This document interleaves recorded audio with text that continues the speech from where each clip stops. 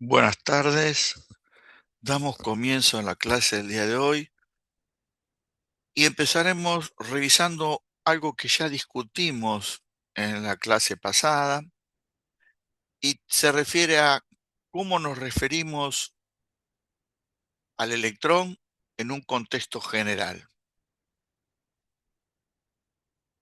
Muchos textos siguen identificando al electrón como partícula. Ahora, el hecho de que digan que el electrón es una partícula no está queriendo significar que el único comportamiento que se le atribuye es el de partícula.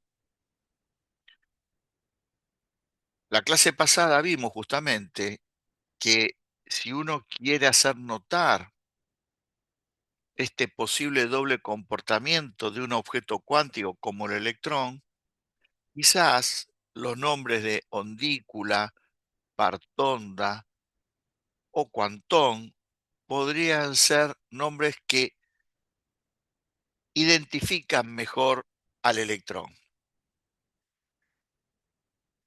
En los problemas adicionales, en la clase de teoría, nos vamos a referir a objetos como el electrón como un objeto cuántico o una partícula cuántica, indicando que justamente cuando el electrón tiene este tipo de comportamiento que discutimos la clase pasada, el electrón pasa a ser el objeto de estudio de lo que va a ser la llamada física cuántica.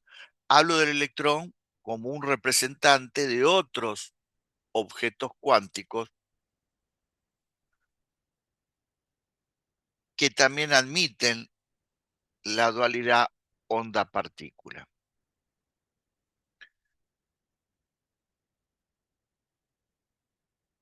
La primera parte de la clase se refiere a un tema que es el llamado principio de incertidumbre. Y para entender las bases del principio de incertidumbre hace falta hacer una reflexión sobre el problema del medir. Por supuesto que no vamos a hacer una discusión exhaustiva y profunda como hace la física de este problema, porque está fuera del alcance del curso, sino simplemente vamos a hacer algunas que otras referencias que permitan entender mejor el llamado principio de incertidumbre. Lo primero va a ser una especie de definición que daremos y que va a ser utilizada en lo que sigue. Cualquier propiedad que uno pueda medir de una partícula cuántica, propiedad que en el contexto de un dado problema o de un dado experimento puede tomar diferentes valores. También podía medir una propiedad de una partícula en términos clásicos. Lo cierto es que esa propiedad que puedo medir, tanto ya sea de una partícula cuántica o de una partícula en términos clásicos, va a constituir lo que vamos a llamar un observable.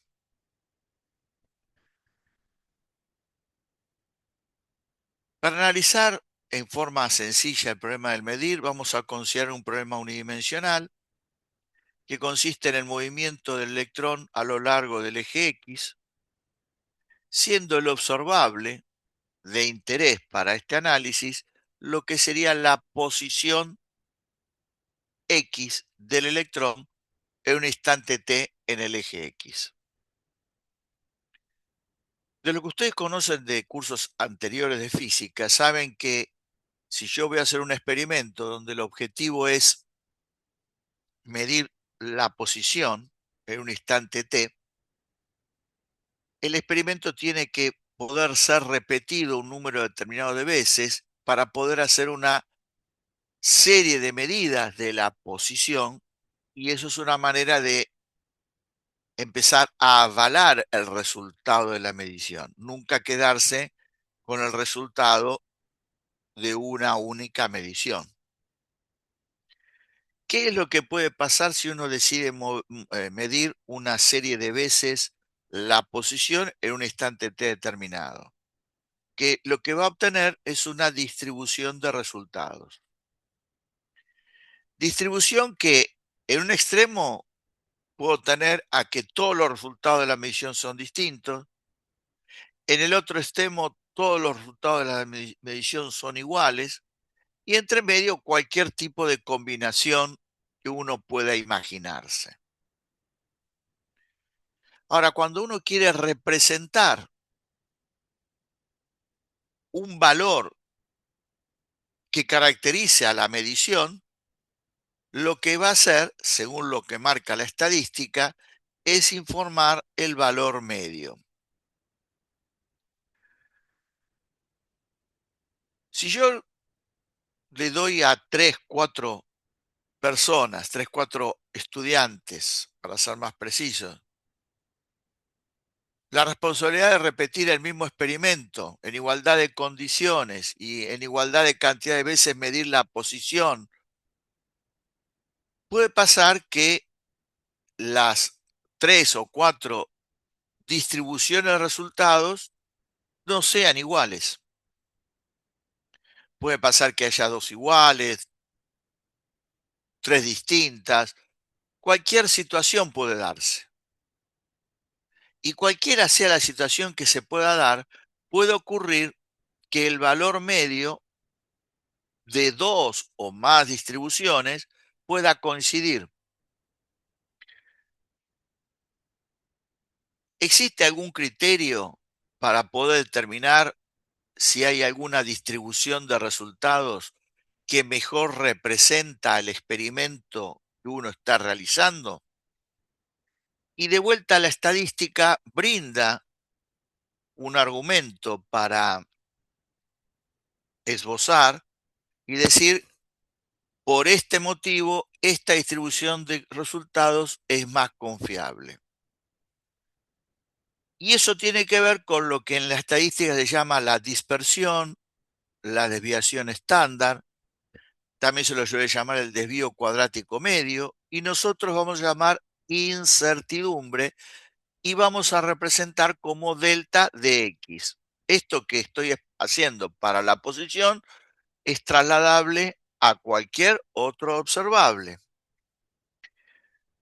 Tal cual lo establece la estadística, la incertidumbre es la raíz cuadrada de esta expresión escrita con esta simbología o escrita con esta otra simbología. ¿Qué me informa este cálculo? La manera de cómo están distribuidos todos los resultados alrededor del valor medio, cuán cerca o cuán lejos están los resultados de lo que uno llama el valor medio. La incertidumbre de cualquier observable va a ser siempre un número o positivo o, en el caso particular que se den las condiciones, cero. Y la idea es que conforme el delta sea lo más cercano a cero, mayor grado de confiabilidad puede tener esa distribución de resultados.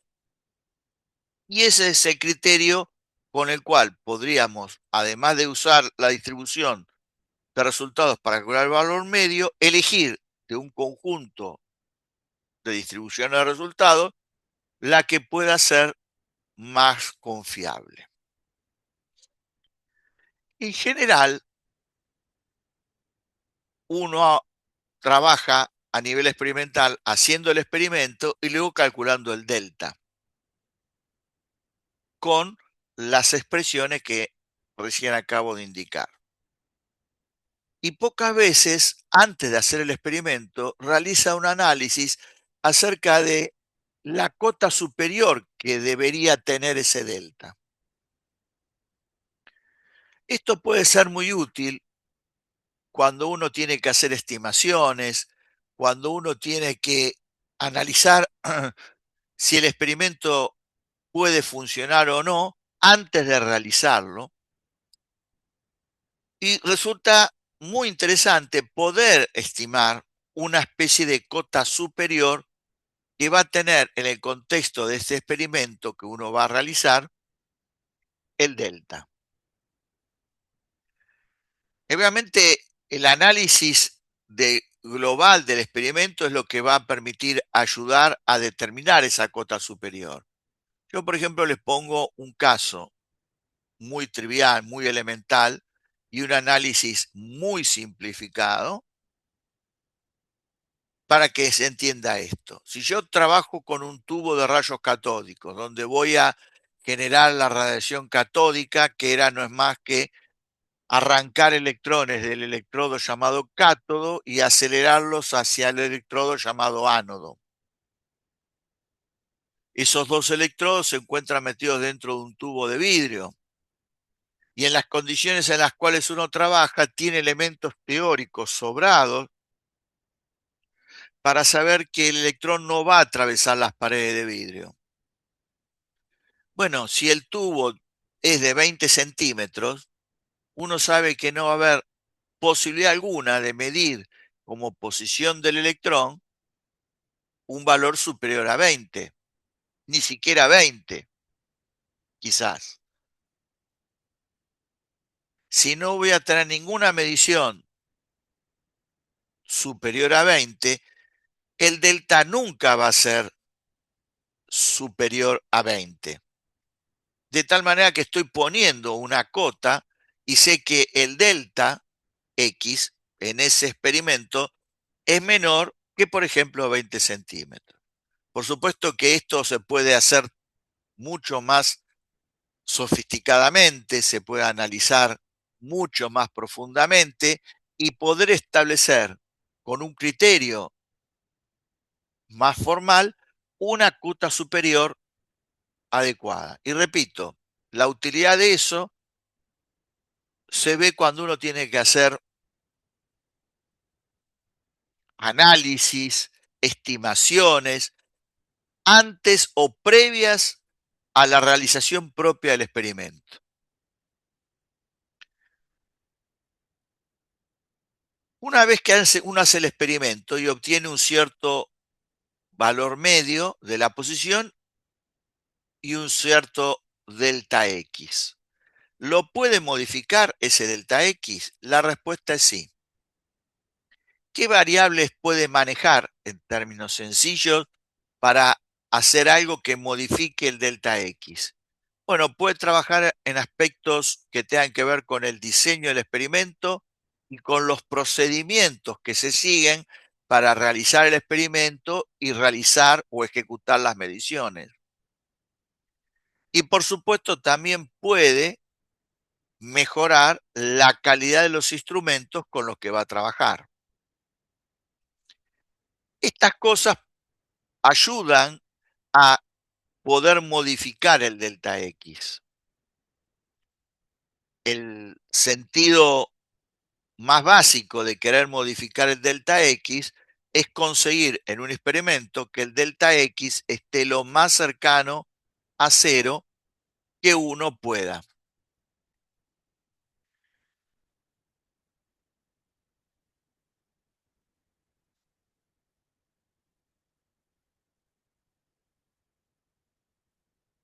Ahora, uno no tiene que perder de vista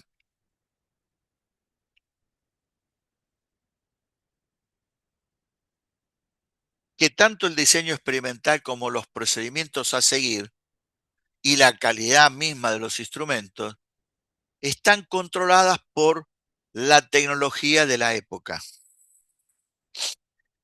Tecnología que siempre presenta o muestra ciertas limitaciones. No es la misma la tecnología que se utilizaba para hacer los experimentos en el siglo XIX que las que se utilizan en el siglo XX, o se utilizó en el siglo XX, o las que se pueden utilizar ahora en el siglo XXI. Hubo limitaciones tecnológicas que condicionaron de alguna manera los experimentos, las hay, las limitaciones tecnológicas, y todo indica, mientras las ideas que estamos aprendiendo sigan siendo las que controlan el universo, todo indica que van a seguir existiendo esas limitaciones. Lo que busca el físico experimental es tratar de minimizar en la medida que pueda los efectos que estas limitaciones tecnológicas introducen en la realización de un dado experimento.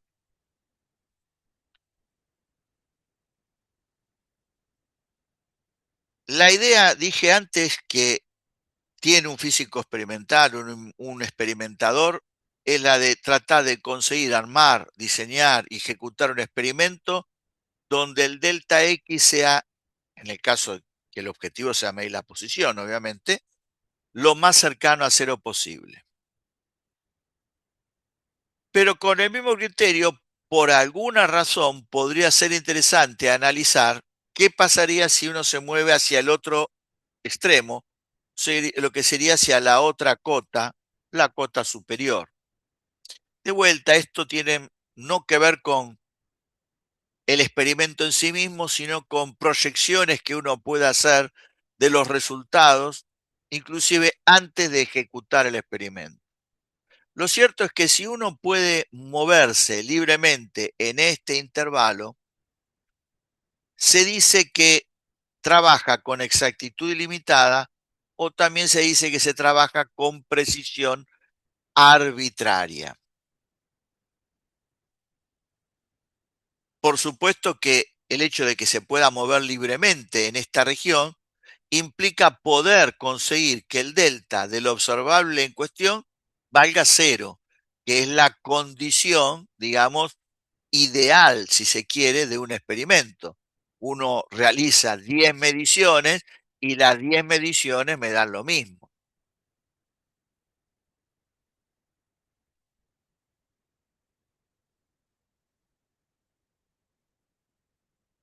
Pensemos ahora de la lógica de la física clásica lo siguiente. Hay limitaciones tecnológicas, sin lugar a duda, pero ¿podemos imaginar que no existen las limitaciones tecnológicas? Uno diría, sí, tranquilamente uno puede imaginar la inexistencia de limitaciones tecnológicas. Cuenta con la posibilidad de generar siempre los mejores diseños, ejecutar los mejores experimentos con los instrumentos ideales. Como pensamiento existe la posibilidad de que uno lo realice.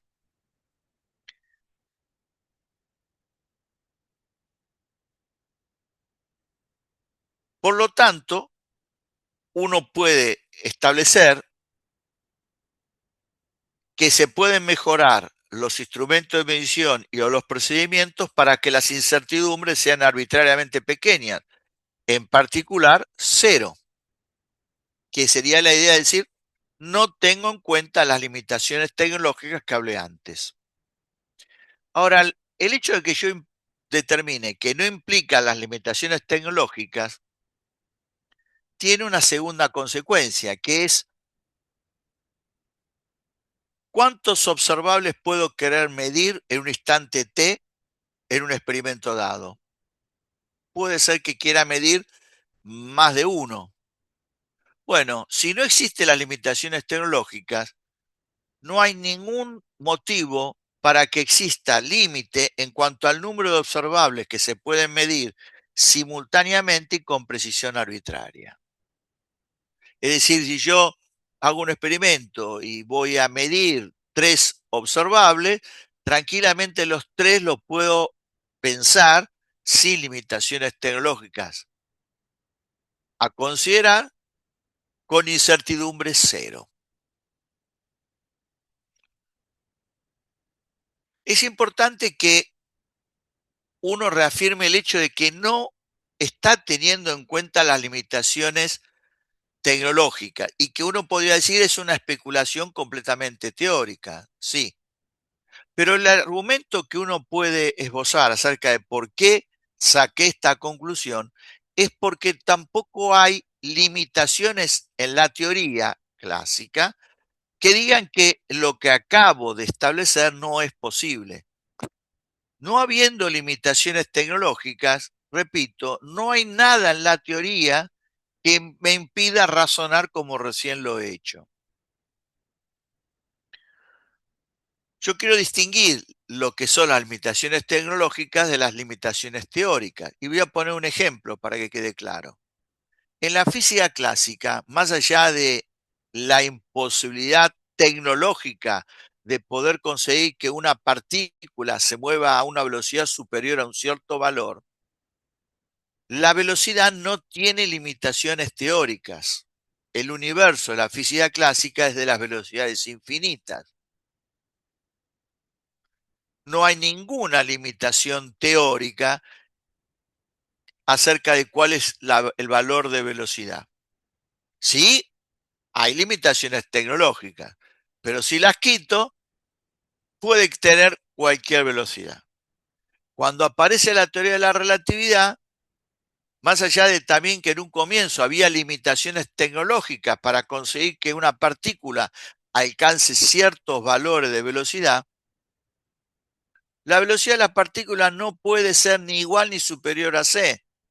Y eso es una limitación teórica, independientemente de la calidad de los experimentos que haga, independientemente de la calidad de los instrumentos. Es una limitación teórica que existe aún sin limitación tecnológica. Esto es todo lo que está detrás de lo que acabo de expresar en la física clásica. El desarrollo de la física que va a terminar explicando el comportamiento de los objetos cuánticos, que es lo que nos estamos proponiendo empezar a construir, lo empezamos esto a hacer desde la idea de de Broglie en adelante. Esa física básicamente se gestó, se desarrolló entre 1925 y 1930. Básicamente eso tuvo lugar en el Instituto de Física Teórica de Bohr, en la ciudad de Copenhague, y ahí se generó lo que uno llama la física cuántica. Uno de los actores que más participó en el desarrollo de lo que se va a llamar la física cuántica fue Werner Heisenberg, quien desarrolló una formulación de la teoría cuántica, de la llamada teoría cuántica, que nosotros no vamos prácticamente a estudiar, solamente extraemos un par de ideas de los trabajos de Heisenberg, debido a que la formulación de Heisenberg tiene un altísimo nivel de abstracción y requiere un conocimiento de física y matemática que supera completamente los objetivos de este curso. Pero una de las ideas que sí vamos a rescatar de la teoría que desarrolló Werner Heisenberg corresponde al principio de incertidumbre que Heisenberg estableció en 1927. Para poder entender lo que va a ser el enunciado del principio de incertidumbre, uno tiene que tener en cuenta que, al igual que hice recién en la descripción clásica, uno puede, en esta nueva descripción que vamos a intentar hacer, no tener en cuenta las limitaciones tecnológicas. No hay ningún problema en pensar que el delta de algún observable sea cero. No hay ningún problema.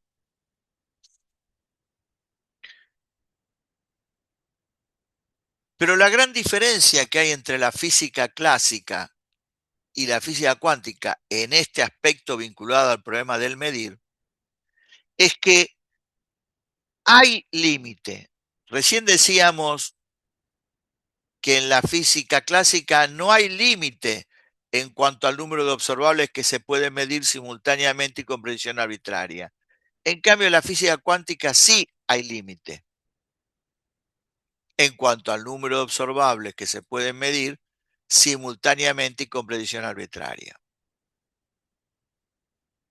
Y la tercera observación es que la existencia de este límite y toda la problemática que rodea al principio de incertidumbre y a la formulación de una teoría que explique el comportamiento de un objeto cuántico está debida o está vinculada directamente a esta situación de que bajo ciertas condiciones un objeto como el electrón tiene un comportamiento dual que muestra lo que uno llamaría la estructura cuántica de la materia, la idea de la dualidad onda-partícula que hablamos la clase pasada. La idea de que un objeto cuántico como el electrón puede manifestar el comportamiento como onda y luego el de partícula y luego el de onda y luego el de partícula y que estos dos modelos son complementarios, cosa que fue lo que discutimos la clase pasada. Bueno, ¿qué establece el principio de incertidumbre? El principio de incertidumbre establece que no se pueden medir simultáneamente y con precisión arbitraria la posición y la cantidad de movimiento de un objeto cuántico. No se pueden medir simultáneamente y con precisión arbitraria. Si ustedes quitan del enunciado la palabra simultáneamente, cambian completamente el sentido del principio, como enseguida vamos a ejemplificar. Entonces, no se puede medir simultáneamente y con precisión arbitraria la posición y la cantidad de movimiento de un objeto cuántico. Fíjense que si yo quito la palabra simultáneamente, quedaría no se pueden medir. No, sí, cualquier observable se puede medir.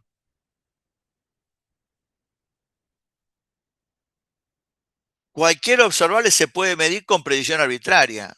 El problema es que no se pueda medir simultáneamente y con precisión observable, con precisión arbitraria. Esa sería la clave de la respuesta. ¿Qué pasa en la física clásica?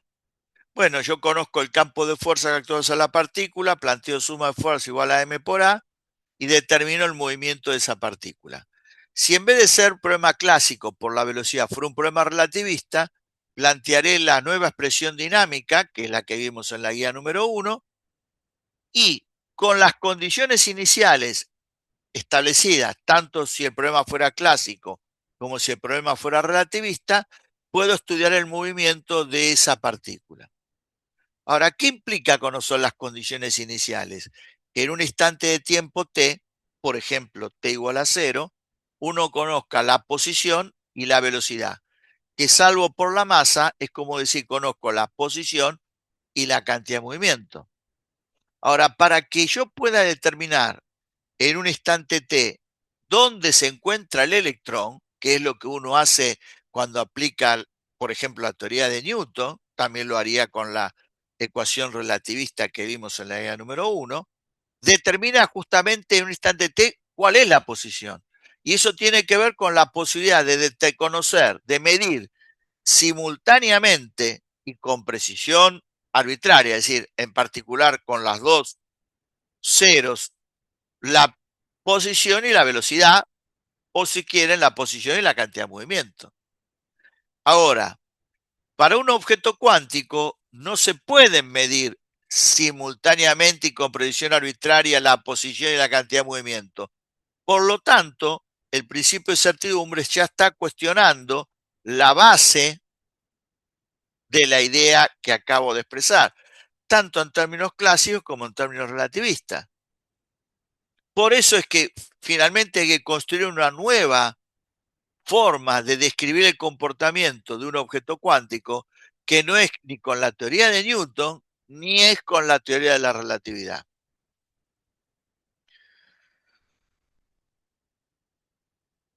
Existe una manera formal, matemática, de expresar la idea del principio de incertidumbre y eso tiene que ver con las llamadas relaciones de incertidumbre, las cuales se pueden demostrar, pero la demostración de las mismas está totalmente fuera del alcance del curso.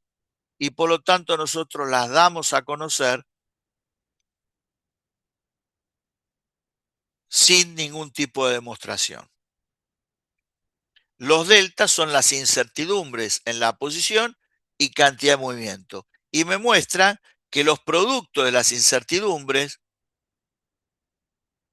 tienen una cota inferior que es h barra sobre 2, donde h barra es la constante de Planck sobre 2pi.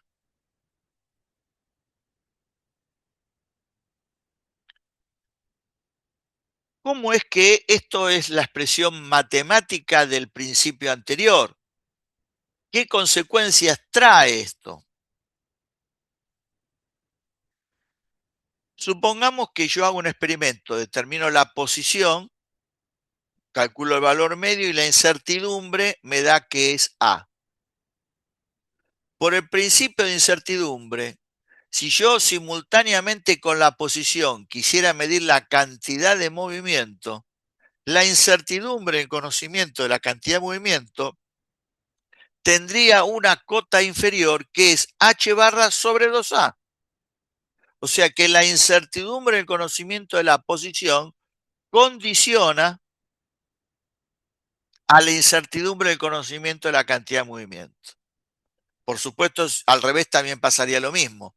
Si yo empiezo midiendo la cantidad de movimiento y determino una incertidumbre, si yo hiciera una medición simultánea de la cantidad de movimiento y la posición, la incertidumbre en la posición estaría condicionada por la incertidumbre en el conocimiento de la cantidad de movimiento.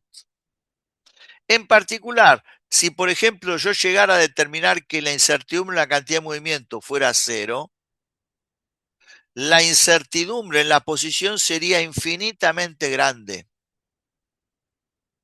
Es decir, si delta P de X es cero, podría decir en términos coloquiales que conozco muy bien cuál es la cantidad de movimiento de ese objeto cuántico, pero que el delta X sea infinito quiere decir que no tengo la menor idea de en qué lugar del eje X se encuentra.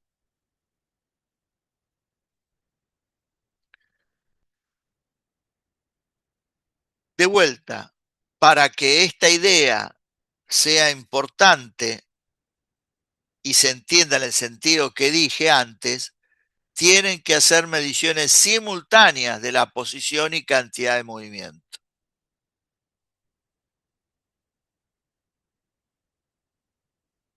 ¿Puede pasar que el delta I valga cero y el delta P de X vale cero? La respuesta es sí. ¿Por qué? Porque no hay una relación de incertidumbre que ligue delta I con delta P de X.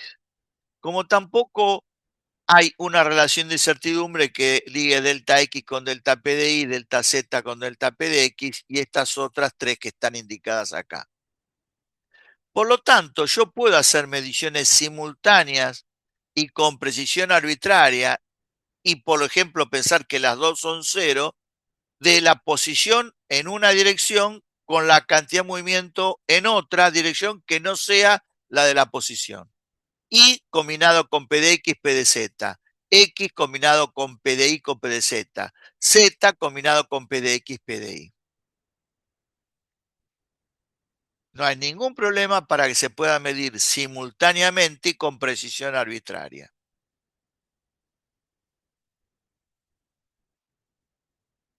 Ahora, ¿por qué determinar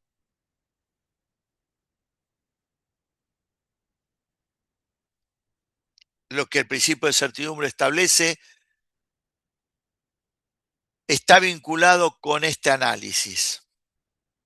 Porque medir la posición no es medir del Y o medir X o medir Z. En un problema en el espacio es medir X, Y y Z.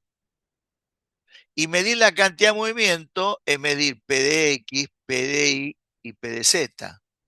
Y si bien hay pares posición, cantidad de movimiento que se pueden medir simultáneamente y con precisión arbitraria, hay otros pares X, P de X, Y, P de Y, Z, P de Z, que están limitados por el principio de incertidumbre para ser medidos simultáneamente y con precisión arbitraria. Por eso, la posición y la cantidad de movimiento no se pueden medir simultáneamente y con precisión arbitraria, porque medir la posición significa medir las tres, medir la cantidad de movimiento significa medir las tres, y de a pares ya indicados, aparece la restricción del principio de incertidumbre. En el libro hay un problema resuelto que muestra que si yo quisiera aplicar la lógica del principio de incertidumbre que recién acabo de reflexionar para explicar la imposibilidad de poder medir la posición y cantidad de movimiento, por ejemplo, de una pelota, no voy a llegar a ningún resultado interesante. Es más, todo lo que pueda hablar sobre el problema del medir la posición y cantidad de un movimiento de una pelota está desvinculado de alguna manera de la interpretación del principio de incertidumbre, porque el principio de incertidumbre aplica para cuando trabajo con objetos cuánticos. Y una pelota, ya lo vimos la clase pasada, es un objeto macroscópico a la cual no tiene ningún sentido asignarle un lambda de de Broglie y por ende no tiene ningún sentido la idea de la dualidad onda-partícula aplicable a una pelota. No es un objeto cuántico y por más que yo quiera ver si el principio de incertidumbre genera algún efecto en el experimento en cuestión, no voy a conseguir ningún resultado interesante. Con el conocimiento que uno tiene aprendido en la física convencional, en la física clásica, alcanza y sobra y no hay nada que pueda interpretarse de la lógica del principio de incertidumbre que difiera de los análisis que se podrían hacer en forma clásica. Esto que dije para una pelota es válido para cualquier objeto macroscópico, como discutimos la clase pasada. Dentro de los problemas adicionales de la parte de el principio de incertidumbre, hay dos problemas de los cuales voy a hacer alguna mención y que son los siguientes. Hay un problema que me presenta la posibilidad de pensar un experimento completamente ideal, que es el de difracción de electrones por una ranura. En el enunciado del problema se indica la posibilidad de tener acceso a una página de Internet en donde, además de encontrar resuelto el problema en cuestión, tienen un simulador que es muy fácil de manejar y que le va a permitir ampliar el conocimiento sobre lo que significaría un posible experimento de difracción de electrones por una ranura. Repito, en esa página de internet van a encontrar el problema resuelto. Luego hay otro problema que hace mención al problema de pizarrón de Bohr. Lo dice así. El problema está resuelto en la misma carpeta donde están las guías. Está este problema resuelto como uno de los documentos que figuran ahí. En realidad es un problema, es fotocopia de una resolución de ese problema que sugiere el autor del libro con el que manejan ustedes, pero que lo hizo en otro libro, el, el llamado libro Serway de Física Moderna, que no usamos nosotros, pero del cual yo extraje una buena solución del problema en cuestión. Sobre este problema voy a hacer algunos comentarios que supongo que van a ayudar al entendimiento de ese problema llamado el problema de pizarrón de Bohr. Primero, un comentario muy elemental de tipo histórico. Ya comenté que entre 1925 y 1930 básicamente se desarrolló en el Instituto de Física Teórica de Bohr en la ciudad de Copenhague lo que uno llama la física cuántica. Heisenberg era muy amigo de uno de los hijos de Bohr y pasaba grandes periodos de tiempo en la casa de Bohr y por lo tanto Bohr conocía las ideas con un alto grado de abstracción que manejaba Heisenberg para tratar de explicar los aspectos de lo que se llama la física cuántica. Y entonces él imaginó, de las charlas que tuvo con Heisenberg, un experimento posible, ideal, que mostrara la idea del principio de incertidumbre. Ese es el sentido de este problema. ¿Por qué se lo llama el problema de pizarrón de Bohr? Porque Bohr daba clases en ese instituto a estudiantes que se estaban formando en física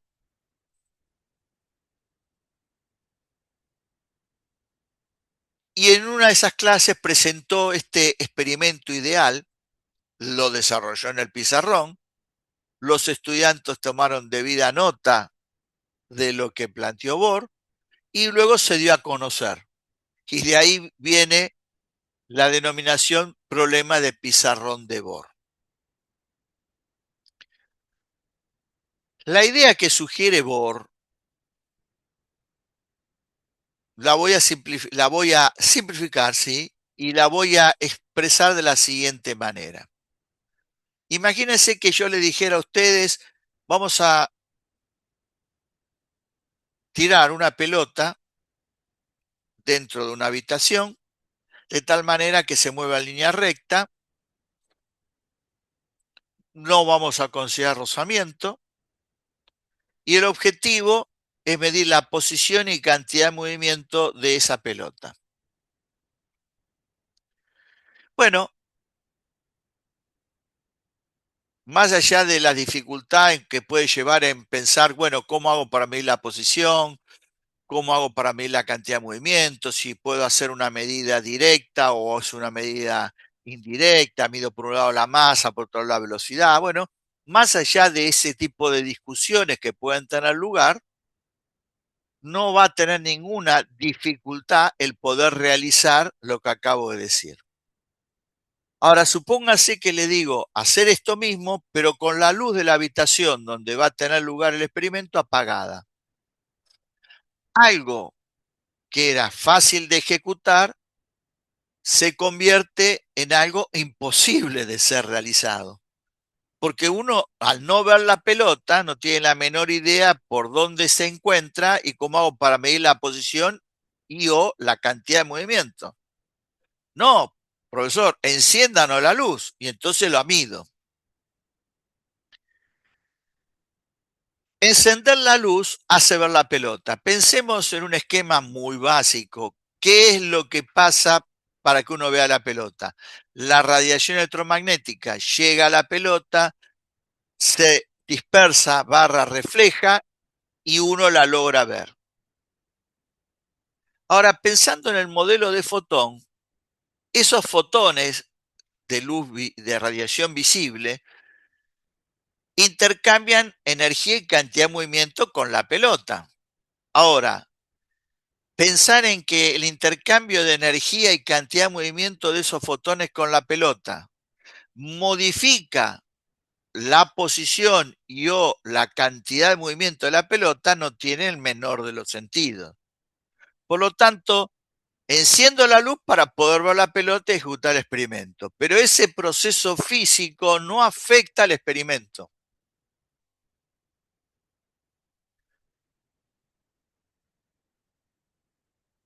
Bohr se propuso medir la posición y cantidad de movimiento de un electrón.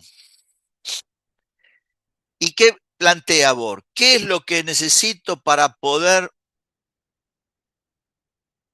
hacer el experimento? Y uno diría, ah, igual que en el experimento de la pelota, necesito ver el electrón. Porque el electrón, moviéndose en el espacio, es como la pelota moviéndose en completa oscuridad. Y entonces voy a tratar de ver el electrón. Pero a diferencia de lo que pasa con la pelota, Ver el electrón no significa prender la luz del laboratorio, porque uno diría, mira, la luz está prendida y no lo veo. O sea, es cierto, necesito ver al electrón, pero verlo en un sentido simbólico. Y eso no se consigue prendiendo la luz de la habitación o del laboratorio. Y entonces Bohr dice, lo que necesito es pegarle, para supuestamente ver al electrón, con un fotón X, y eso me lo va a terminar haciendo visible. ¿Por qué? Y porque se va a producir un efecto Compton, y así como capto el fotón que dispersa la pelota para verla, capto el fotón que dispersa el electrón para poder verlo. Esta es la analogía que yo les hago para mostrar por qué pensó lo que pensó, Bohr. Pero ¿qué ocurre? A diferencia de lo que pasa con la pelota, el intercambio de energía y cantidad de movimiento del fotón X con el electrón en la producción del efecto Compton, porque no le voy a dar al fotón energía como para producir un par,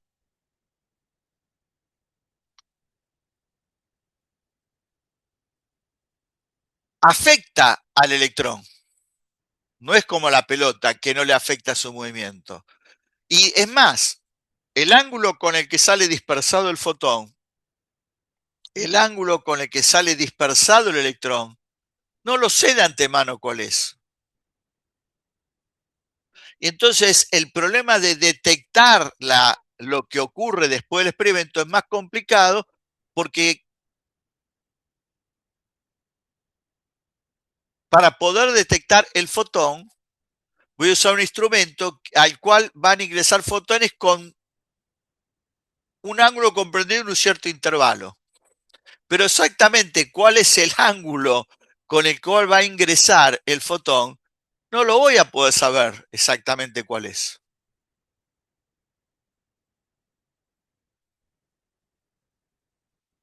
Si es que lo detecto a ese fotón. Todo esto muestra que independientemente de la calidad del instrumento que use para detectar el fotón dispersado o el electrón dispersado, por lo que es el efecto que estoy produciendo para poder llegar a hacer una medición indirecta de la posición y cantidad de movimiento del electrón,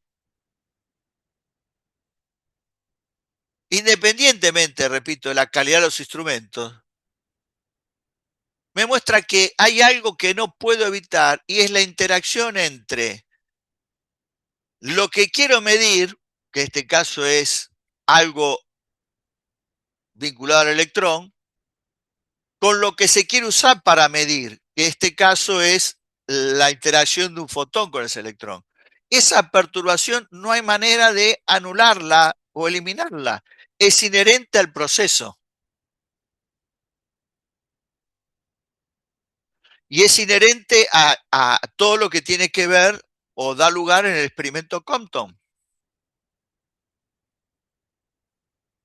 Y como lo muestra la resolución, cuanto más sé acerca de la posición del electrón, menos sé de la cantidad de movimiento, y al revés, cuanto más, eh, voy a repetirlo, cuanto menos sé de la posición, o sea, el delta es muy grande de la posición, más sé de la incertidumbre en la cantidad de movimiento, o sea, más sé acerca de la cantidad de movimiento del electrón. Y cuanto más sé de la posición, el delta es chico, menos sé de la incertidumbre en la cantidad, menos sé de la cantidad de movimiento del electrón, el delta es grande, el delta P de X o el delta de la cantidad de movimiento. Y todo esto es independiente de la calidad de los instrumentos y es inherente al proceso de medir. Repito, independientemente de la calidad de los instrumentos. Por eso puedo pensar en que no existan limitaciones tecnológicas y sin embargo la limitación, esta que estoy marcando, sigue existiendo. Con limitación tecnológica o no, esto sigue existiendo. Esa es la idea en un ejemplo de lo que se quería decir o lo que quise decir con las ideas anteriores. Para completar, hay un experimento que marca el libro, que sería lo que sería el equivalente al experimento de la doble rendija, el equivalente al experimento de Young, que para su entendimiento requiere conocer o entender lo que pasa con la difracción de electrones por una ranura para luego pasar a dos, que está completamente resuelto en el libro, y de alguna manera yo voy a volver sobre este experimento más adelante. Yo en estos días voy a subir una serie de enlaces donde van a ver con animaciones desarrollado el experimento de la doble rendija de difracción de electrones. La clase pasada hablamos del problema de cómo estudiar el comportamiento de una partícula cuántica, porque si es una partícula, tiene un cierto grado de localización. Y si es una partícula cuántica, además de tener cierto grado de localización, tiene que responder a un comportamiento como onda. Y veíamos que describir el problema con una onda armónica no era adecuado, sino había que hacerlo con un paquete de onda, con una onda que tuviera principio y tuviera fin. Ahí está la idea de onda, y al tener principio y tener fin, cierto grado de localización. Todo eso basado en la llamada teoría de Fourier, de la cual no vamos a hacer ninguna mención ni vamos a profundizar. Como parte del conocimiento del paquete de onda, hay problemas en la guía que tienen que ver con problemas del libro que muestran que la llamada velocidad de grupo coincide con la llamada velocidad de la partícula. Volvamos al problema que hablábamos la clase pasada. Supongamos que yo quiero utilizar para asociar a una partícula cuántica una onda armónica plana, que es monocromática, porque está caracterizada por una única longitud de onda. Esa es la característica de una función de este estilo. No importa qué información me da esto que yo estoy llamando phi de x de t. Estoy tratando de decir, hay alguna característica del objeto cuántico que la voy a expresar en términos de la teoría ondulatoria. Si la onda plana es monocromática pura, la incertidumbre en el conocimiento de su longitud de onda de Broglie tiene que ser cero. Y por ende la incertidumbre en la cantidad de movimiento también. ¿Eso de dónde viene? El lambda de Broglie es h sobre p de x. La incertidumbre en el conocimiento de la longitud de onda de Broglie es h sobre px cuadrado delta p de x, aplicando la propagación de errores, exactamente como hacían en físicas anteriores. Ahora, si el delta p de x es cero, conozco muy bien lo que pasa con la cantidad de movimiento de ese objeto cuántico, no tengo la menor idea de en qué lugar del eje X se encuentra, que era algo que ya habíamos analizado cuando uno aplicaba el principio de incertidumbre para explicar lo que pasaba en el caso de que el delta p de x fuera cero. Ahora, si yo pienso en un paquete de onda, pienso en una onda que tiene principio y tiene fin, debo pensar en sumar un número muy grande, infinitamente grande, de ondas armónicas que difieran un poco en la longitud de onda y un poco en la amplitud. Si difieren en la longitud de onda, el delta lambda ya no es cero. No me importa cuánto vale, pero no es cero. Si el delta lambda de De Broglie no es cero, el delta P de X no es cero. Tampoco me importa cuánto vale. Lo importante es que no es cero. Y si el delta P de X no es cero, el delta X no es infinitamente grande. Es decir, con el paquete de onda pierdo información acerca de la cantidad de movimiento, pero gano información acerca de la posición. Por eso es que con lo que mejor voy a poder describir el comportamiento de un objeto cuántico es con lo que sería un paquete de onda. Con la teoría de Fourier se puede evaluar el ancho del paquete y mostrar que el delta P de X disminuye si el ancho del paquete aumenta y que el delta P de X aumenta si el delta X disminuye.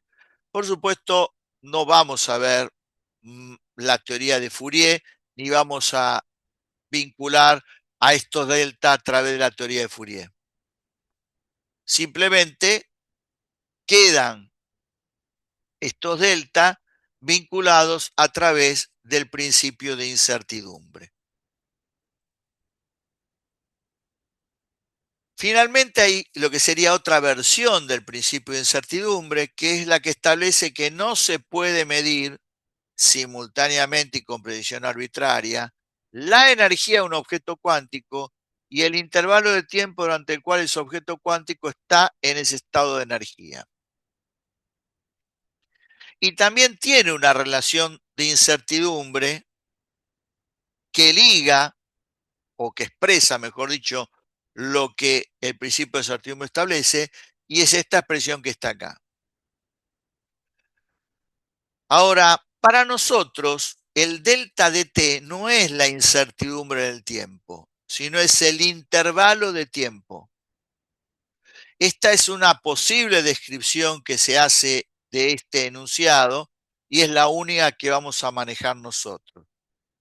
Si delta de t no es la incertidumbre del tiempo, es que no vamos a considerar técnicamente al tiempo como un observable, sino lo vamos a considerar como un parámetro. ¿Qué quiero decir con esto? En el instante t, yo mido estos observables. T fija el instante en el cual yo mido todos los observables que me puedan resultar de interés. Por eso es un parámetro. Y el delta de t lo tengo que ver como un intervalo de tiempo. En cambio, el delta d sí lo tengo que ver como la incertidumbre en el conocimiento de la energía.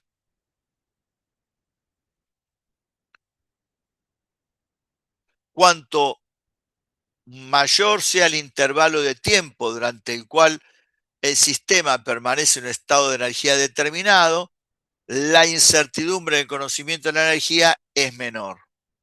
Y cuanto menor sea el intervalo de tiempo durante el cual interacciono con ese objeto en ese estado de energía, la incertidumbre del conocimiento de la energía es mayor. Lo mismo que pasaba entre delta X y delta P de X, ahora pasa entre la incertidumbre de la energía y el intervalo de tiempo.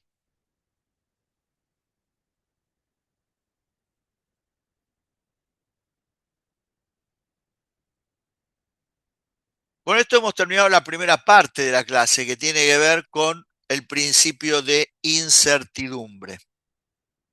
¿Alguna pregunta, algún comentario, alguna aclaración? Marcos, sos el único presente. Sí, no, nada, por ahora todo clarísimo. Bueno, lo que viene es más que nada un contenido que expresa históricamente cómo se produjo la evolución del modelo atómico hasta llegar al modelo de Bohr. O sea, que es algo con menos compromiso intelectual que lo que venimos discutiendo hasta ahora, pero que es importante para poder entender cómo es que se llegó al modelo de Bohr.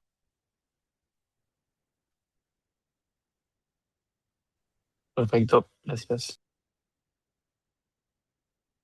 Intentos por querer explicar la estructura de la materia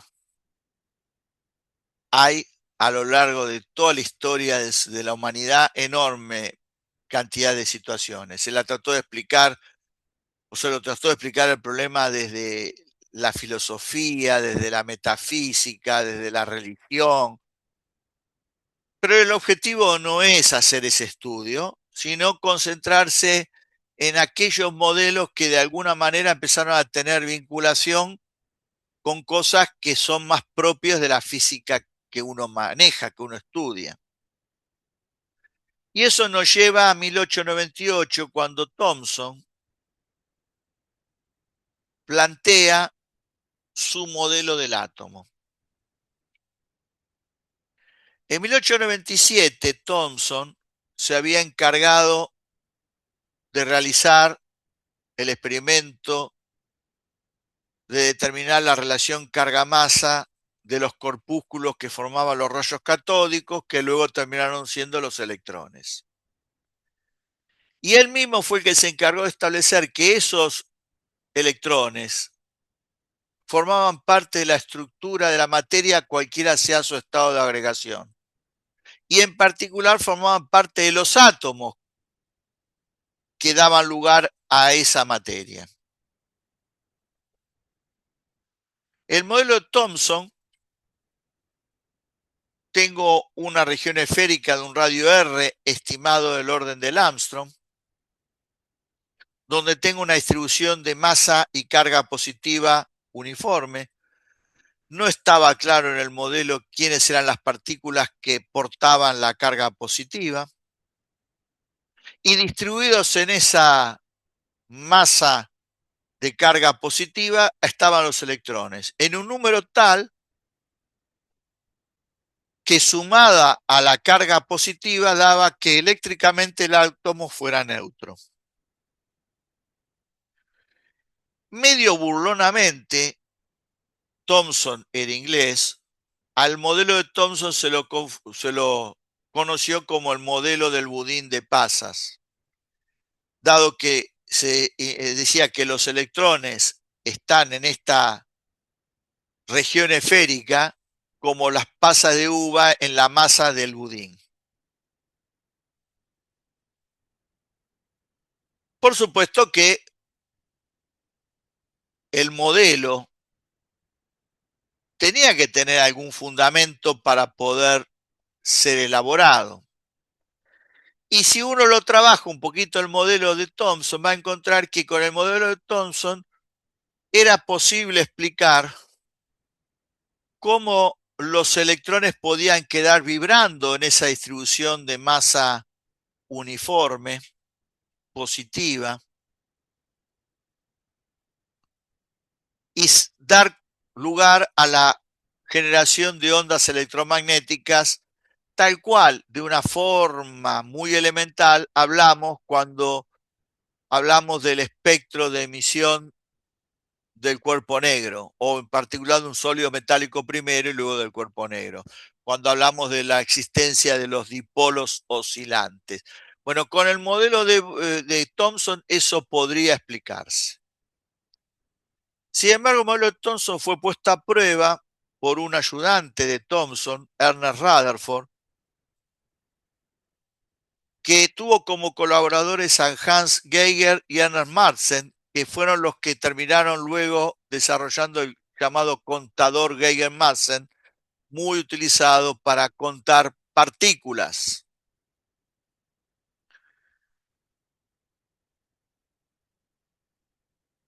Rutherford imaginó un experimento con el objeto de poner a prueba el modelo de Thomson, y el experimento fue el de la dispersión de partículas alfa por una lámina delgada de oro.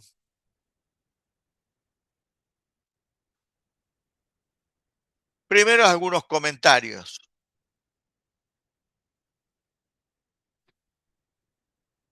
Para fines del siglo XIX ya se había descubierto lo que se llamó luego la radioactividad. Y se conocían tres formas de decaimiento radioactivo: el decaimiento alfa, beta y el gamma. Se atribuye a Rutherford el haber hecho esta clasificación.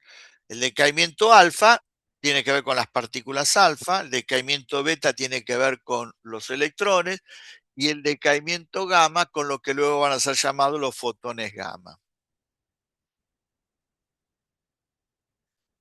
Y esto se hizo a pesar de que no estaba en claro cuál era el proceso físico que tenía lugar dentro de ciertos elementos para que se emitieran desde esos elementos partículas y o radiaciones como la radiación gamma. La partícula alfa se la estudió y se llegó a la conclusión de que era positiva, que tenía el doble de carga que el electrón y era del orden de 8000 veces más masivo que la masa del electrón. Luego la partícula alfa quedó claro que eran 2 protones y 2 neutrones, el núcleo de lo que es el átomo de helio. Pero eso vino con posterioridad. Con un adecuado selector de velocidades se pudo medir la energía cinética de las partículas alfa y se comprobó que todos los emisores alfa, o sea, todos los elementos que emiten partículas alfa con energías cinéticas bien determinadas, cuyo valor, la de todos los emisores, se pueden encontrar incluidas dentro de este intervalo. Que para una partícula alfa, que es 8000 veces más masiva que un electrón, no obliga a hacer consideraciones relativistas.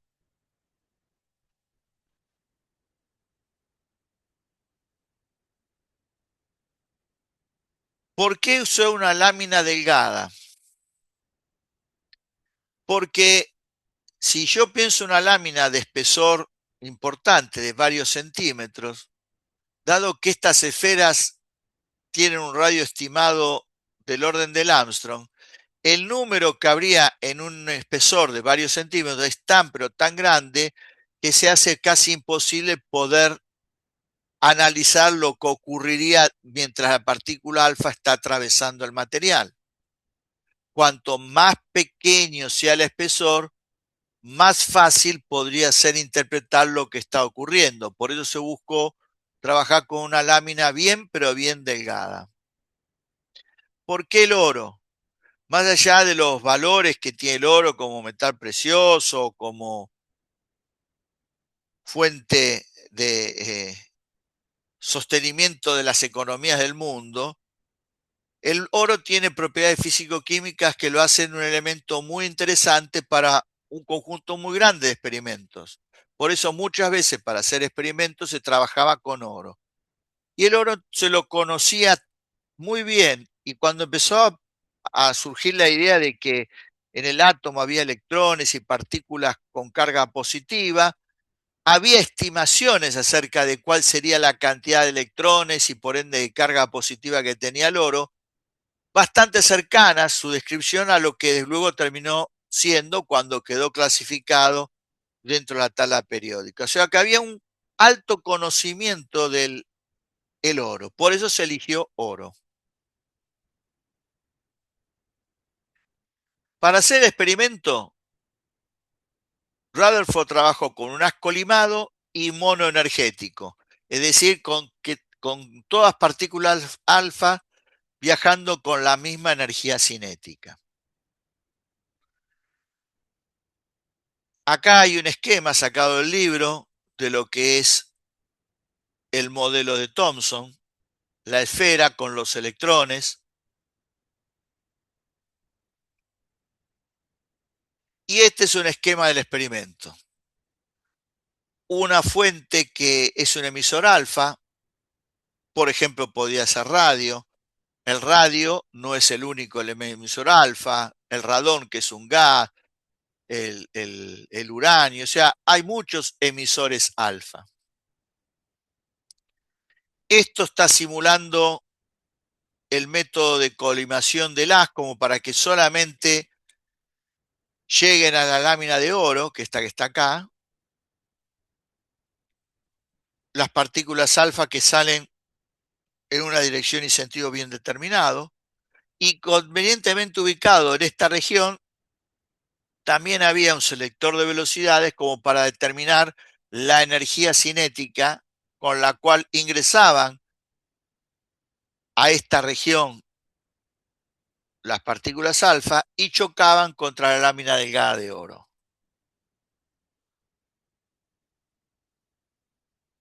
Si uno calcula el campo eléctrico que una distribución de carga positiva genera en el espacio, en distintos puntos del espacio, y calcula la fuerza que sobre una partícula cargada positivamente, como la alfa, se produce, va a llegar a la conclusión acerca de cómo sería la interacción de la partícula alfa con esos núcleos, o perdón, con esa distribución de carga positiva. Y la conclusión previa a hacer el experimento era que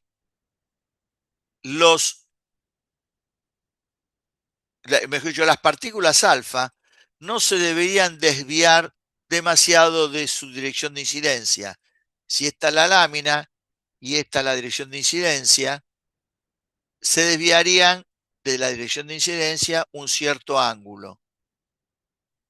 Y ese ángulo sería de 1 a 2 grados, no más, dependiendo de la cantidad de esferas con las que se cruzara en su camino la partícula alfa. Pero según la descripción de Rutherford previa a la realización del experimento, las partículas alfa deberían atravesar la lámina delgada de oro como una feta de queso. Así se decía. Cuando se hizo el experimento, se detectaron partículas alfa en estas pantallas de destello, es donde se llegaba a la partícula alfa dispersada por la interacción con estas esferas que formaban la lámina delgada de oro. Si bien había algunas partículas alfa que salían, como recién dije, con una desviación de 1 a 2 grados, había muchas partículas alfa que salían con ángulos muy grandes que no eran explicables con el modelo que acabo de comentar. Y lo que más le llamó la atención a Rutherford fue que había algunas partículas alfa que ni siquiera atravesaban la lámina, que eran rebotadas a 180 grados.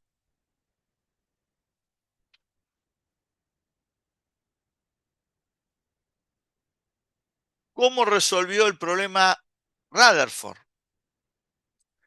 Bueno, él se dio cuenta rápidamente que si la misma cantidad de coulombs están distribuidos uniformemente en una esfera de radio R, se los concentra en una pequeña región del espacio llamada núcleo, la misma cantidad de Coulomb genera una fuerza sobre una partícula alfa tremendamente grande, que no solamente explicaría la posible salida de dispersión de las partículas alfa a ángulos grandes, sino hasta el posible rebote a 180 grados. La idea de imaginar la cantidad de coulombs concentrada en una región pequeña del espacio llevó a la idea del núcleo. Y con la idea de núcleo apareció el modelo de Rutherford del átomo, que se lo conoció con el nombre del modelo planetario.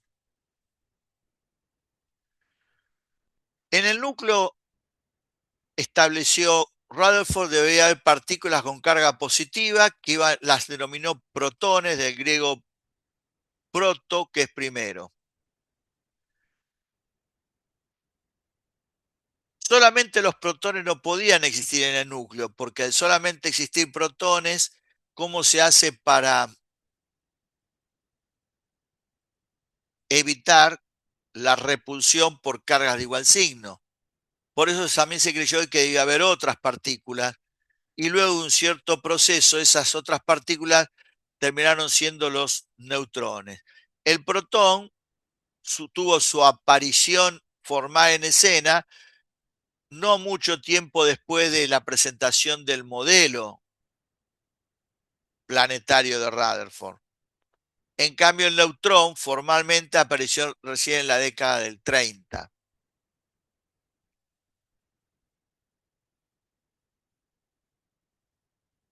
Lo cierto es que en el núcleo tengo protones y neutrones.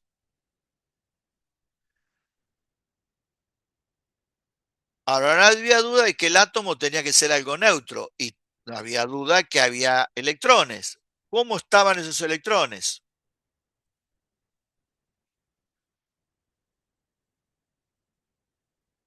Como ustedes no vieron el desarrollo del modelo planetario, me voy a permitir hacer un comentario para que se ubiquen. Las observaciones que en su momento hizo Tycho Brahe y Kepler llevaron a entender el movimiento elíptico de la Tierra alrededor del Sol. Pero la explicación física de esto la da Newton a través de la fuerza de interacción gravitatoria. A partir de esa fuerza y usando las leyes de conservación de la energía y del momento cinético, uno puede terminar explicando las leyes de Kepler, por ejemplo, perfectamente. ¿Qué resulta de todo ese estudio? Que si entre dos partículas hay una fuerza que es proporcional a 1 sobre r cuadrado, donde r es la distancia entre partículas, las partículas realizan alrededor del centro de masa una cónica. Si una de las partículas tiene mucha más masa que la otra, la que tiene más masa está ubicada en el centro de masa y la otra es la que realiza una cónica en el torno de la de mayor masa, que es de alguna manera lo que termina explicándose en el sistema solar.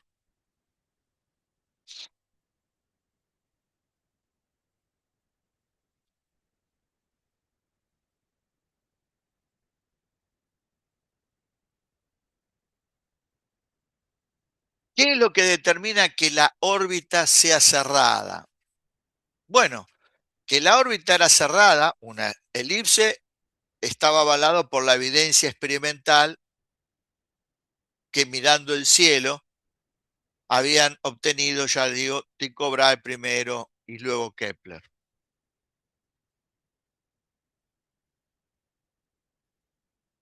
Pero haciendo todo un análisis formal, uno encuentra que la condición energética inicial es la que determina qué tipo de órbita se realiza. Si es una órbita cerrada, circunferencia elipse, o si es una órbita abierta, parábola o hipérbola. Y con esto se explica todo el movimiento planetario y el movimiento, inclusive todo lo que tiene que ver con el movimiento de los satélites y todo esto que está pasando en la actualidad, con esta nueva excursión del ser humano hacia la Luna, se puede explicar en términos sencillos con la teoría de la gravitación de Newton, las leyes de conservación de la energía y la cantidad de movimiento, por lo menos los aspectos así más básicos del proceso. Y todo gracias a que la fuerza de interacción gravitatoria es proporcional a 1 sobre r cuadrado.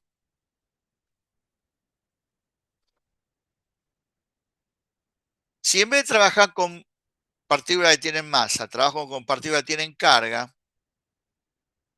y carga de distintos signos en particular, la fuerza de interacción coulombiana que hay entre ellas es directamente proporcional a 1 sobre r cuadrado. Y por ende, esas dos partículas tendrían que hacer una cónica alrededor del centro de masa.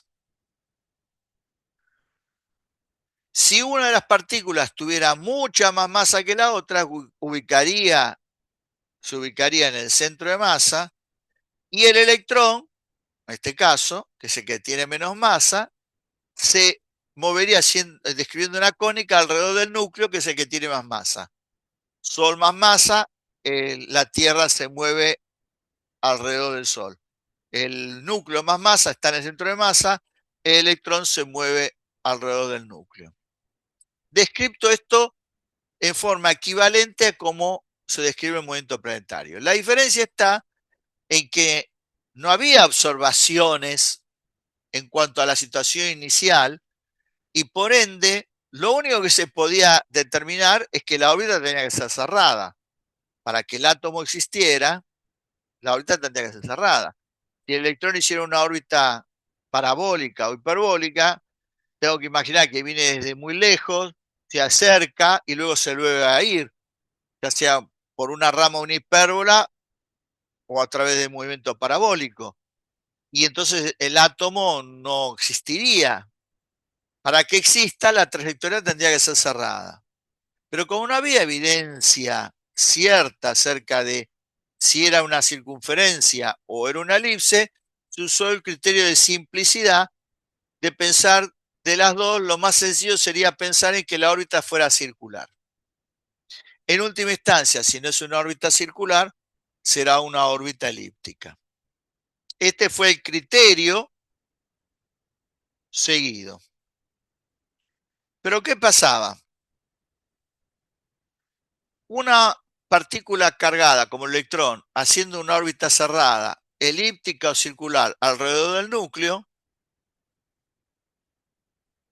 como es una partícula acelerada, por la hipótesis de Maxwell estaría emitiendo ondas electromagnéticas y entonces la trayectoria que describiría el electrón sería una trayectoria espiralada porque iría perdiendo energía potencial y ganando energía cinética que lo terminaría haciendo colapsar contra el núcleo. Y el átomo claramente no sería algo estable, solamente existiría durante un cierto intervalo de tiempo, que es el que le llevaría al electrón colapsar contra el núcleo. Este es el esquema del modelo de Rutherford, el modelo planetario de Rutherford, y este es el modelo de Rutherford si uno tiene en cuenta la hipótesis de Maxwell.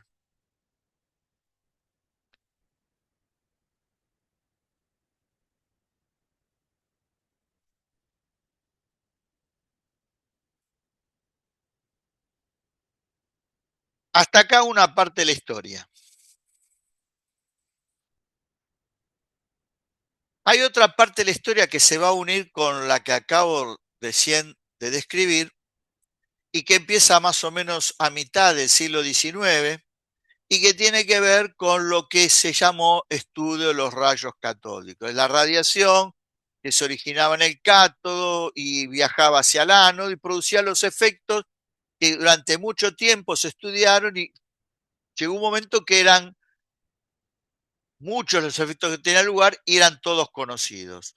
Uno de los efectos que tenía lugar era que cuando entre el cátodo y el ánodo había un gas a baja presión dentro del tubo, los rayos catódicos hacían que el gas emitiera radiación visible. Y a ese fenómeno se lo llamó descarga en gases. Mientras algunos trataban de explicar qué eran los rayos catódicos, cómo se originaban, otros trataban de explicar por qué el gas emitía radiación visible, otros simplemente tomaron la radiación emitida por el tubo de rayos catódicos, desde el interior del tubo de rayos catódicos, para ser más preciso, y estudiaron el espectro de emisión de ese gas. Que a diferencia del espectro de emisión de un sólido caliente a la temperatura T, que era un espectro continuo, el espectro de emisión de un gas era un espectro de líneas.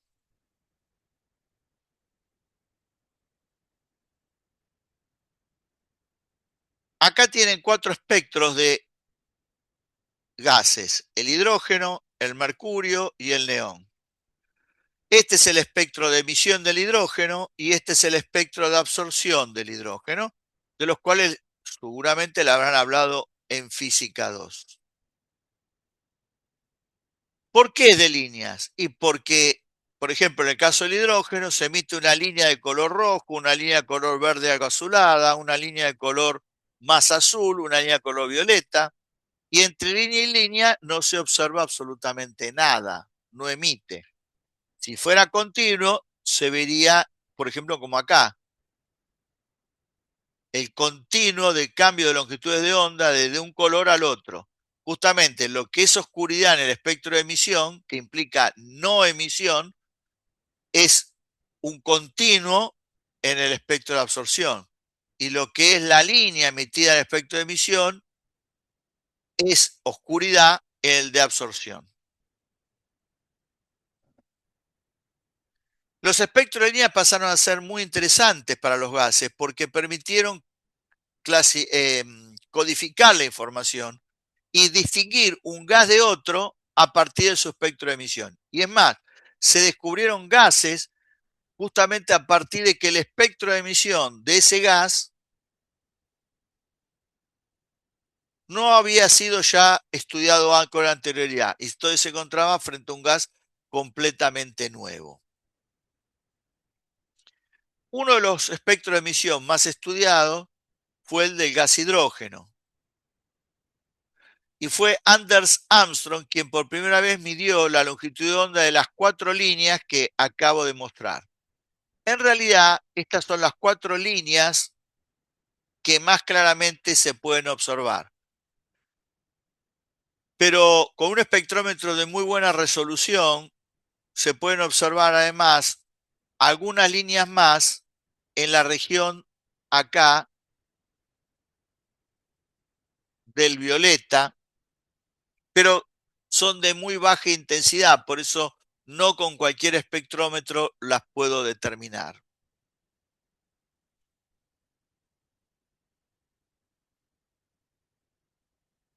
En 1885, Balmer,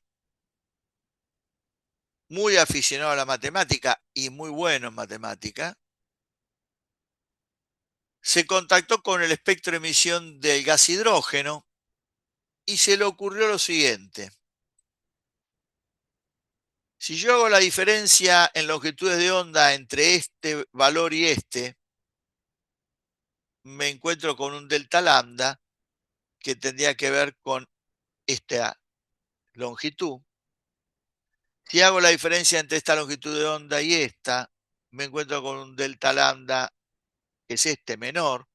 Si hago entre esta y esta, me encuentro con un delta lambda menor.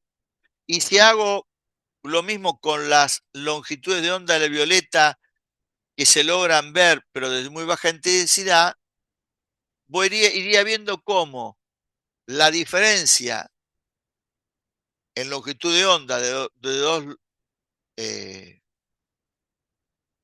líneas contiguas o las que son cercanas, esa diferencia se va achicando a medida que me voy corriendo hacia el violeta. Como Balmer dije que era muy aficionado a la matemática, ¿qué se le ocurrió hacer a él? Esto lo comparó con ciertas series numéricas. Y con lo que ocurre en la serie numérica cuando uno resta los números consecutivos de la serie y vas viendo a qué tiende la diferencia entre dos números consecutivos de la serie. Y basado en esa idea, construyó y obtuvo una fórmula, que es esta que está acá, que permite, poniendo n igual a 3, obtener la línea de color rojo, con n igual a 4 la línea de color verde azulado, con n igual a 5 la línea de color azul, con n igual a 6 la de violeta, y podría admitir acá 7 y 8 para las otras longitudes de onda del violeta. Esta es una constante y esta fórmula tuvo el poder de describir perfectamente el espectro de emisión del hidrógeno. Es decir, los valores que da esta fórmula coinciden perfectamente con los experimentales que había determinado por primera vez Armstrong. Rydberg trabajaba con el espectro de emisión de estrellas y galaxias. Por un lado, él intentó, para gases más complejos, buscar una fórmula que permitiera calcular las longitudes de onda del espectro de emisión, pero no consiguió un efecto tan bueno como el que consiguió Balmer. Y para él resultaba muy útil trabajar con 1 sobre lambda más que con lambda. Y entonces esta fórmula la reescribió matemáticamente en este formato. Y en donde esta constante pasó a ser esta, que tiene que ver con esta cuenta que está acá. Es más fácil pasar de matemáticamente de acá a acá que al revés. Si uno acá saca como un denominador, me queda n cuadrado menos 4 sobre 4n cuadrado.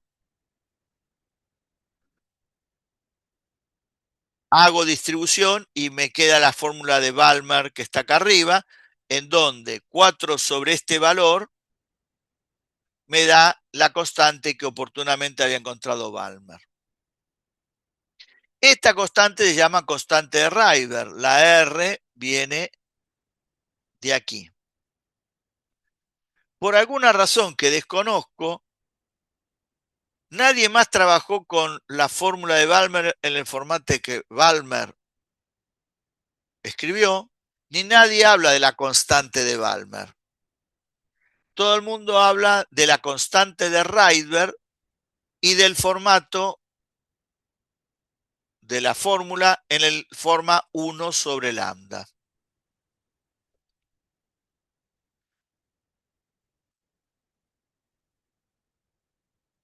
Los avances conseguidos en el estudio del espectro de emisión del cuerpo negro o de un sólido metálico llevaron a la necesidad de tener detectores y poder medir la longitud de onda del infrarrojo. A Payen se le ocurrió pensar en si desde el interior de ese tubo de rayos catódicos, donde había un gas, además de salir radiación visible, cosa que era observable a simple vista, podía salir radiación infrarroja. Bueno, él logró medir la longitud de onda de ciertos valores en la zona del infrarrojo y a su vez encontró que la longitud de onda de esas zonas del espectro se podía obtener con una fórmula equivalente a la que había escrito Rydberg, nada más que en vez de acá poner 1 sobre 2 al cuadrado, o sea, 1 sobre 4, acá había que poner 1 sobre 9, y en vez de acá el n y desde 3 en adelante, para obtener las líneas del infrarrojo, había que poner 4 en adelante. Ya entrado el siglo XX, Lyman encontró que también se emitía una línea en la zona del UV.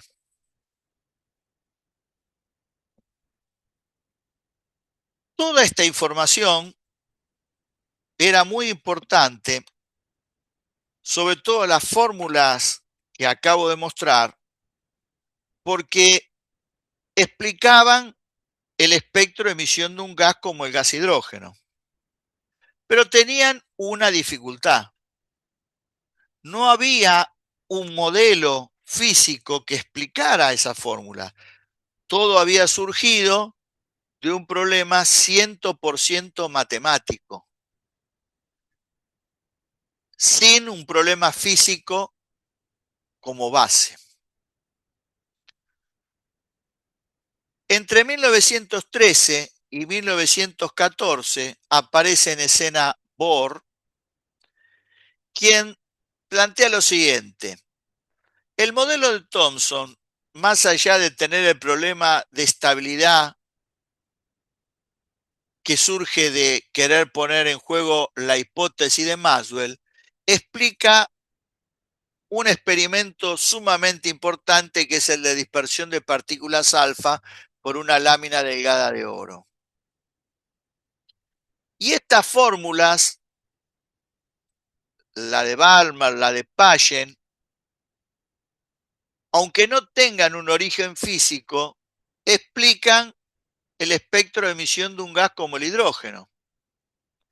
Y entonces unió de alguna manera las dos cosas y con eso hizo un modelo del átomo de hidrógeno. Luego hizo un modelo del átomo del helio y luego un modelo de los átomos multielectrónicos. Lo terminó todo esto ejecutando a través de 3 trabajos publicados entre 1913 y 1914. Y así surgió el llamado modelo del átomo de Bohr, que va a ser justamente el primer modelo que vamos a estudiar con detalle a partir de la clase que viene. El modelo de Bohr va a resultar muy importante porque si bien va a haber un modelo que lo va a superar, las estrategias que introdujo Bohr para entender cómo funcionaba el átomo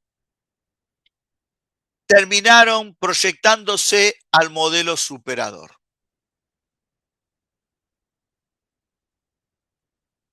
Bueno, desde el punto de vista mío, yo ya completé lo que tenía previsto dar en la clase de hoy.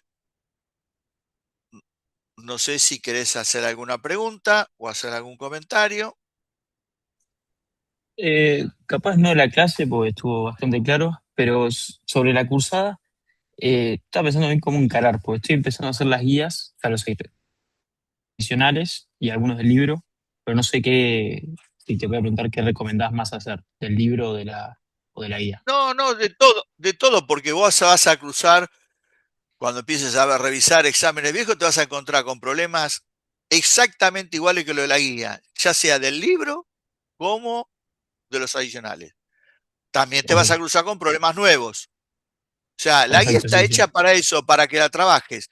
Justamente hay gente que los perfecto, problemas del libro no los hace porque cree que de eso no se va a preguntar y todas las veces que hemos tomado, es textual el problema del libro, hasta con los sí, mismos sí, sí, datos, todo, el nivel claro, de fracaso ha sido altísimo porque nadie se había tomado el trabajo de verlo, ese problema, y no tenía la menor idea cómo hacerlo. O sea, los problemas están todos para, la medida que puedas, la mayor cantidad de problemas que puedas hacer. Los del perfecto, libro, sí, a sí, veces, el problema que tienen ustedes es que los tienen prácticamente todo resuelto porque está el solucionario dando vuelta. No sé si vos lo tenés el claro, solucionario, pero si lo tenés prácticamente están todos los problemas resueltos. Lo que siempre le digo, ojo, tener problemas resueltos no significa haberlo entendido. Entonces, claro, sí, sí, hacé los problemas del libro y el solucionario, usalo en el caso de que tengas alguna duda. Y si no la resolvés con el libro, bueno, preguntás al docente. Pero no te dejes guiar porque como lo tenés resuelto en el libro, ya está. No, no, hacelo como si no lo tuvieras y trabajá con todo, porque te voy a repetir, y no hablo de exámenes parciales o examen integrador. Hablo de exámenes finales, donde han aparecido de 3 problemas, 2 exactamente iguales que los del libro, y el nivel de fracaso va a ser altísimo, porque a veces los problemas, estos problemas, no es difícil la resolución, pero hay que tener la idea muy clara para saber cómo resolverlo. No sé si te soy claro en lo que te estoy diciendo. Entonces, ustedes ven el problema y verlo por primera vez en medio de un examen y con los nervios, lleva a nivel de fracaso. claro, Y eso es clarísimo. porque no hacen los problemas del libro. Sí, sí, Eh, perfecto, muchas Así que yo gracias. te diría que trates de hacer dentro de tus posibilidades, los que más puedas. Los problemas de la Perfecto. guía son todos los del libro, más los adicionales. Buenísimo. Muchas gracias. Bueno, ¿alguna cosa más? No, nada más era eso. Bueno, entonces Eso que más. termines bien la tarde y te espero el próximo día miércoles, la Buenísimo. semana que Igualmente, viene. perdón. Muchas gracias.